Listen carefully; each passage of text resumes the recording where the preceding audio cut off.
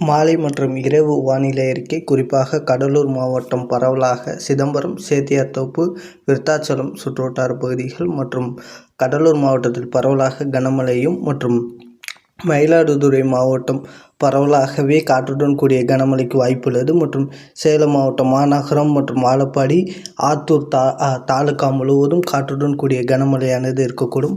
மற்றும் மதுரை மாவட்டம் மாநகரம் மற்றும் திருப்பரங்குன்றம் சுற்றுவட்டார பகுதியில் காற்றுடன் கூடிய கனமழையானது இருக்கக்கூடும் மாலை இரவு நேரத்தில்.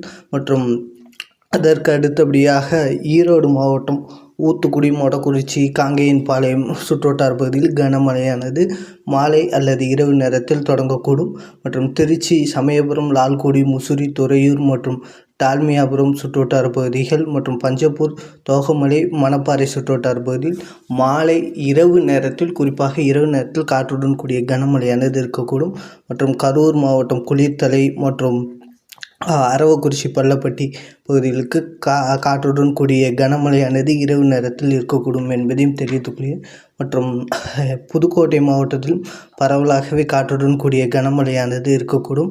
இதற்கு அடுத்தபடியாக குறிப்பாக கள்ளக்குறிச்சி மாவட்டம் திருக்கோயில், எறையூர், உளுந்தூர்பேட்டை, சிறுபாக்கம் மற்றும் சின்னசேலம் சுற்றுவட்டார பகுதியில் சற்று கள்ளக்குறிச்சியில் பரவலாகவே கனமழையும் மற்றும் விழுப்புரம் மாவட்டம் செஞ்சி, மரக்காணம் மற்றும் மாநகரம், விக்கிரவாண்டி சுற்றுவட்டார பகுதியில் கனமழையும் மற்றும் அதற்கு அடுத்தபடியாக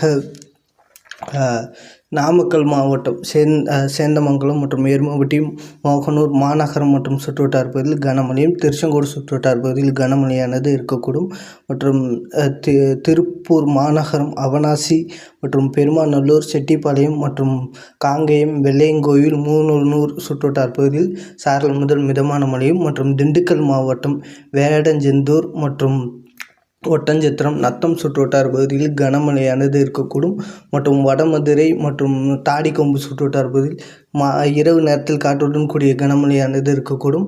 மற்றும் சிவகங்கை, ராமநாதபுரத்திலும் ஆங்காங்கே காற்றுடன் கூடிய கனமழையானது இருக்கக்கூடும். மற்றும் தருமபுரி மாவட்டத்தில் அரூர், கீரப்பட்டி மற்றும் அதன் சுற்றுவட்டார பகுதியில் பரவலாக கனமழையும் மற்றும் கிருஷ்ணகிரியில் சற்று பரவலாகவே கனமழையும் மற்றும் திருப்பத்தூர், திருவண்ணாமலையில் ஆங்காங்கேயும் மற்றும் வேலூர், ராணிப்பேட்டை சுற்றுவட்டார பகுதியில் ஆங்காங்கே காற்றுடன் கூடிய கனமழையானதும் மற்றும் ராணிப்பேட்டை, காஞ்சிபுரம் மற்றும் செங்கல்பட்டு, சென்னை சுற்றுவட்டார பகுதியில் இரவு நேரத்தில், நள்ளிரவு நேரத்தில் காற்றுடன் கூடிய கனமழை பரவலாக இருக்கக்கூடும். மற்றும் அரியலூர், பெரம்பலூர் சுற்றுவட்டார பகுதியில் காற்றுடன் கூடிய கனமழையானது இரவு நேரத்தில் இருக்கக்கூடும் என்பதையும் தெரிவித்துக் கொள்கிறேன்.